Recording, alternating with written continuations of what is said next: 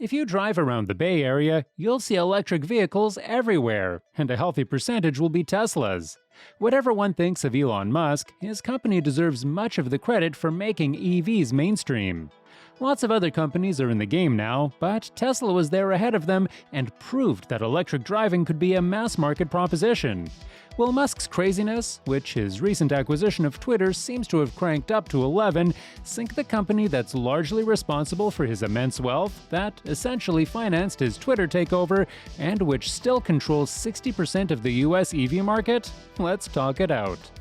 Real talk. It might, and we would argue it should.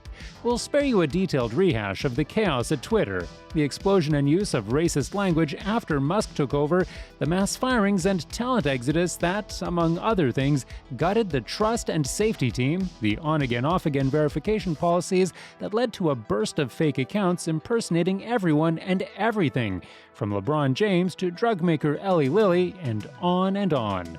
Some of this has actually been pretty funny, like the fake Eli Lilly account announcing that insulin is now free and sending the company's stock into a momentary tailspin. But journalists and activists worldwide who have used Twitter as a communications and organizing hub feel as if a platform that became vital to their work is collapsing, and that is decidedly less funny. Political chaos. Perhaps even more unnerving than the Twitter madness is Musk's increasingly regular flirtations with the far right. Shortly before the recent midterm elections, Musk tweeted a Nazi meme and urged followers to vote Republican. He promoted a wacko, homophobic conspiracy theory about the attack on Nancy Pelosi's husband. He's hobnobbed online with other far-right conspiracy theorists, including Pizzagate promoter Mike Cernovich.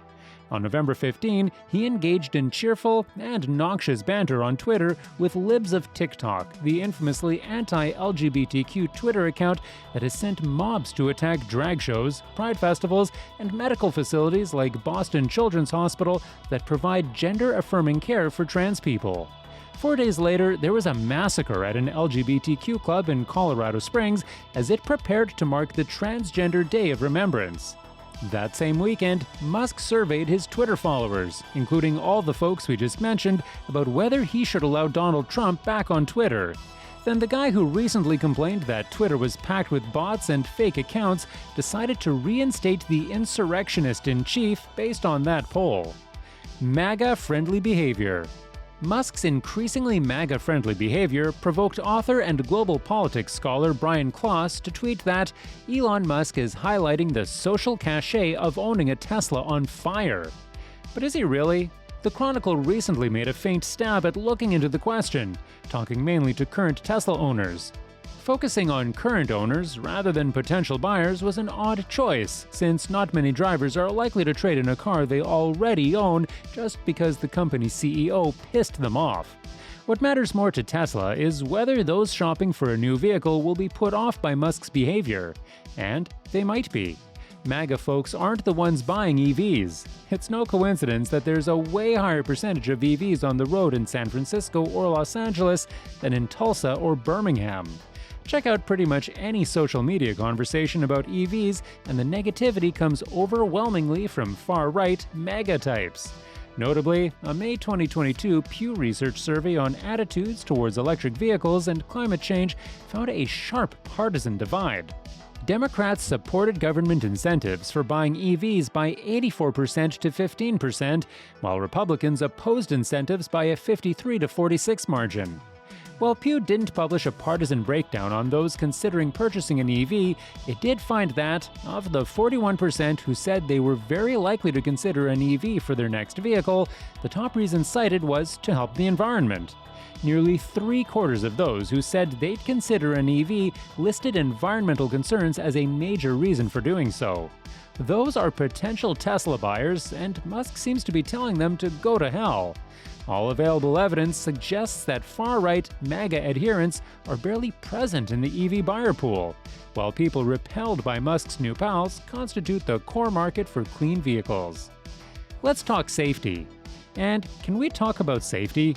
Other than repeated problems with its autopilot driver assistance system, there's been no sign of Tesla cars having a particularly bad safety record. But every time you get behind the wheel of your car, you put your life in the hands of the people who designed and built it.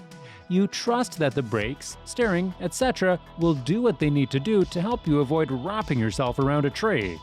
Consumers typically don't know much about what goes on inside the engineering and quality control functions within a car company, but would you want to drive a car from the same guy who, at his other business, just fired the people who make sure that the metaphorical brakes and steerings keep working? Personally, we'd feel safer on a roller coaster built by drunks. Effects on Tesla sales. It's too early to know yet if Musk's recent behavior will impact Tesla sales, but a recent survey had a worrisome sign. Shopper interest in Tesla dropped markedly in the third quarter.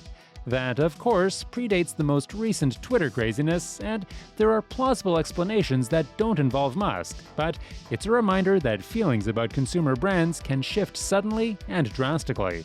Investors certainly seem to be nervous. Tesla's stock has stumbled all year and hit the skids again after Musk's Twitter deal was consummated, losing more than half of its value between January 1 and November 18. Some will argue that all car companies are bad, and that's generally true.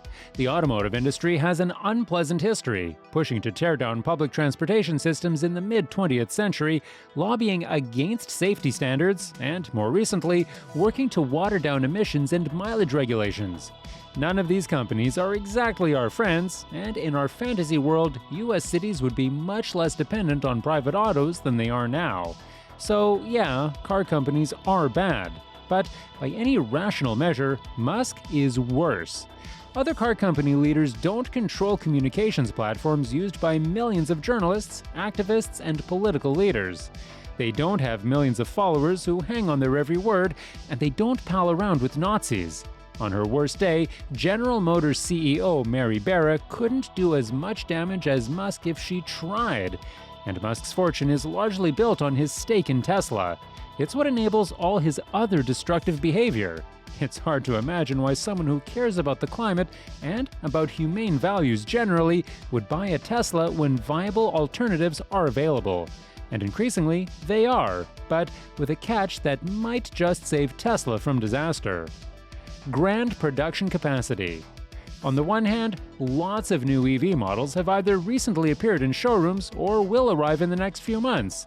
From old-school brands like Ford, Nissan, VW, Audi, Hyundai, Kia, and Cadillac, as well as EV startups like Lucid and Rivian. These new EVs have gotten generally strong reviews in the automotive press and have proven popular with buyers. That is, if you can get one. And that may save Tesla, which is way ahead of its competitors in production capacity. The others have EVs that people want, but it'll be 2 or 3 years before they can build enough of them. Take Ford's Mustang Mach-E electric crossover, for example. People love it, and sales are up, but not nearly enough to meet demand. For a while, Ford actually stopped taking orders for the least expensive version of the Mach-E because it was so backordered.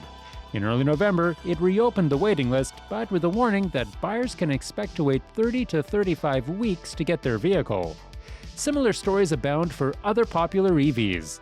No one is yet able to build nearly as many as Tesla, and recent massive investments in EV production capacity will take a while to come online. While many buyers can wait, some can't. If your old clunker just died and you need new electric wheels now, you'll have a lot fewer choices, which works to Tesla's advantage. But if you're not in a mad rush, you have alternatives. Don't get us wrong, we love Teslas. But as we've been hearing whispers in the market, friends don't let friends buy a Tesla right now.